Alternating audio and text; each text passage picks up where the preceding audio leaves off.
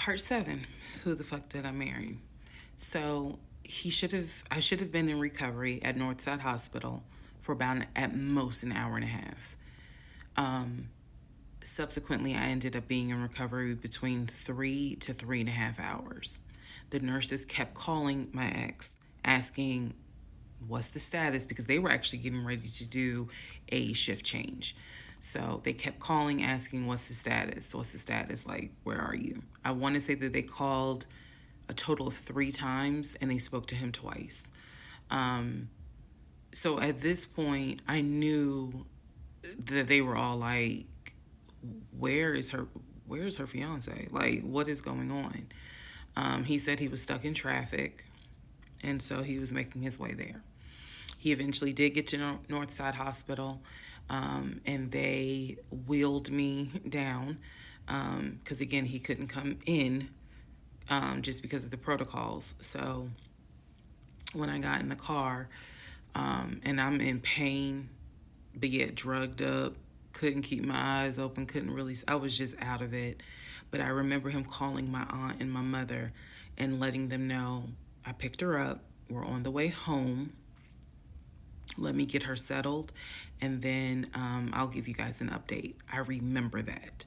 What I did not know was that he had texted my aunt and my mom and asked them to not bother me for like a week. Like, just please don't reach out to her. Let her just rest. I am from New Jersey. I am from an African American family. You don't tell my black mama or my black aunt that, please don't bother her for a week. I didn't know this at the time, but I'm just interjecting that part. I'm trying to stay in the timeline, but he did apparently do that, and my aunt was like, "Well, I will fuck you up." Anyway, so go home. He waits on me hand and foot. I recover. Just needed about 24 to 48 hours to just get my mind right. During this time, in between when the house in Douglasville fell through, we had not talked about a house. So I guess it was about a week later, after the DNC, he decides that, do you want to start looking for a house again? Excuse me, I have the hiccups, y'all. Do you want to start looking for a house again?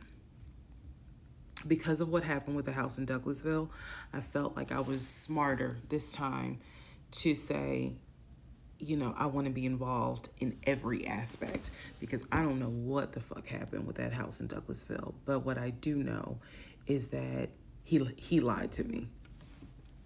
I didn't know then what I know now. I just knew he lied about I knew he lied about being under contract. So I told him, I said, I don't want to work with your friend who I've never met, never talked to. I know that he has talked to him because he's talked to him in front of me. And I'm going to demonstrate on one of the videos how he used to do his phone calls. Don't worry, it's coming. So we found a new real estate agent. Really nice guy. His name was Scott. I am using his real name. Really nice guy. And we told him what the budget was. And Scott was like, okay, when you guys are ready, we can start looking at houses. Try to look for houses that are empty, because you can actually tour those. If it's a house where someone's already living in there, chances are it's going to have to be a virtual tour because of COVID. So I found a house that I absolutely, in total, we must have looked at about 15 houses. But I found a house in Smyrna that I absolutely loved. We toured the house. Everything about this house was perfect. The house was listed for $699,000. It was a brand new construction build. The only issue was that the basement was not finished, and he wanted the basement to be his man cave. Again, I went with him to tour this house. So this was already feeling very different than the situation in Douglasville. because we did not actually tour the Douglasville house. We only did a FaceTime virtual tour. This house in Smyrna, we toured. We toured this house more than once. And it was gorgeous. Fucking gorgeous. So we talked about it. He said that he had the money. Again, the price was $699. He said he felt comfortable putting in an all cash offer.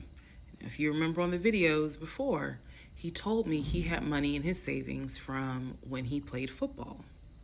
So when he said an all cash offer, even I knew, you got that kind of money, like where you can cut a cashier's check for $699,000.